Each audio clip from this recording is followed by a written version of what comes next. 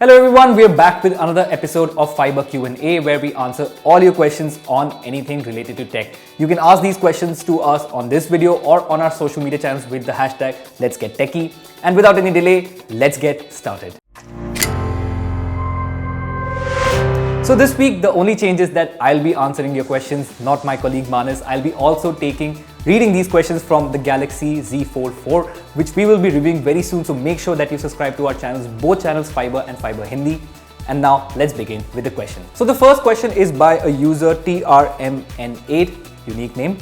He asked, what is your take on the Metaverse, like spending most of your time in a virtual environment? Now, if you're unfamiliar, Metaverse, the concept has been in the works for a while. If you do not know too much about Metaverse, trust me, I do not know about it as much either. That's simply because there's a lot of confusion from the both company side, from the reviewer side and general Metaverse side. But what is it in broad terms? It is basically a virtual world where people can go online, interact, and it just not relies on your smartphone. There are special gears which you can use to interact with people on the Metaverse. Now the thing about this gear is that some of these gears, say Oculus, which Facebook develops, these are very expensive, not very easily available either. Secondly, a lot of companies are not talking about the Metaverse project because it is still in the development phase. But what I can tell you is that I am very excited about Metaverse simply because it's a concept, it's a next-gen concept in the tech world where you can do a lot more stuff and it goes beyond interacting. You can even buy stuff, you can sell stuff, you can make a lot of other stuff on the Metaverse.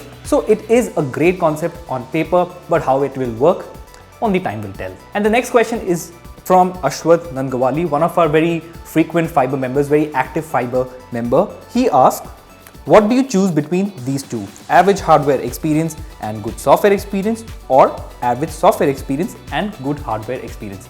I think what Ashwath is trying to talk about is smartphones, because we see a lot of smartphone brands, they launch, and especially with the Android smartphone makers, they launch a lot of flashy smartphones. You see, they have the best hardware, whether it has like 150 watt fast charging, the best processor, best camera, whatnot, but sometimes the software experience is a bit cluttered. On the other hand, there are some smartphone brands like Motorola and Google which prioritizes the Android experience, but their hardware is not so flashy when you compare them to the rivals. So in that case, what is our take and what is my take particularly? See, I am someone who is using a Samsung Galaxy Z Fold here, but I also use an iPhone, and with iPhones the thing is the smartphone is not only come with good hardware, but it also comes with good software, which overall makes it a very value for money item.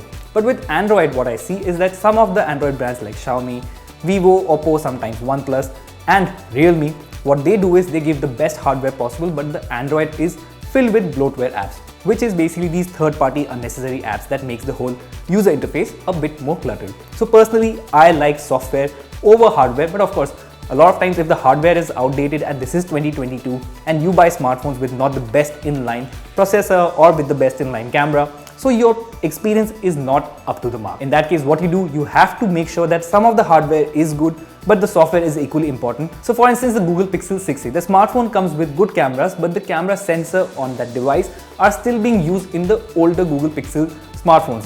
What it essentially means that Google has not upgraded its camera tech, but it comes with an upgraded processing unit. So the photos more or less look much better.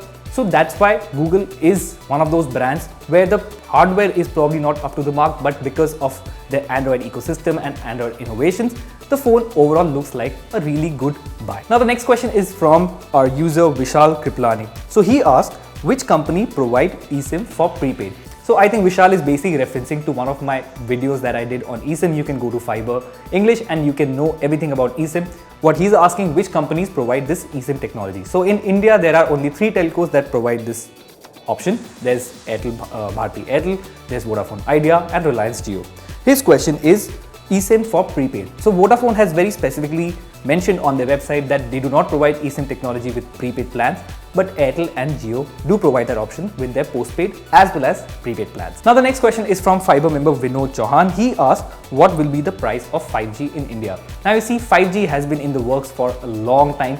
It's actually a very good question, but the thing is we do not have any clarity either because brands haven't provided any clarity either. But what has happened in this whole period is that some brands have indicated that the price of the 5G will not be too much when you compare them to 4G prices in India at this point. Even we spoke to Airtel's CTO not so long ago. Manas spoke to the company executive, and he also ensured that there won't be a substantial change when we look at the prices of both 5G and 4G technology in India at this point. And now the last question is from user Famous Sharmaji, another very interesting name.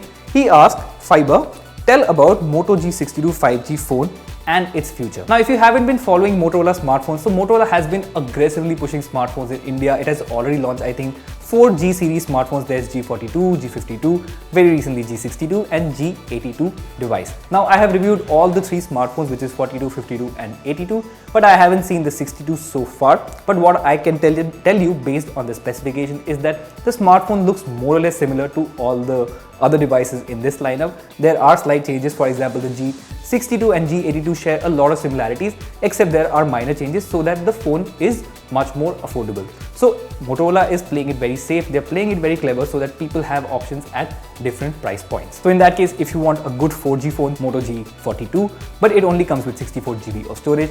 If you want to upgrade a bit, there's Moto G52 that comes with up to 128 GB of storage.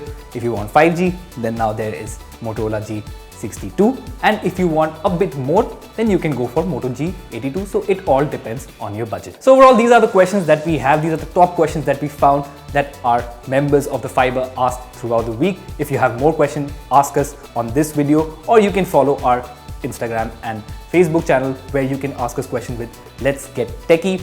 I'm Abhik. I'll see you very soon.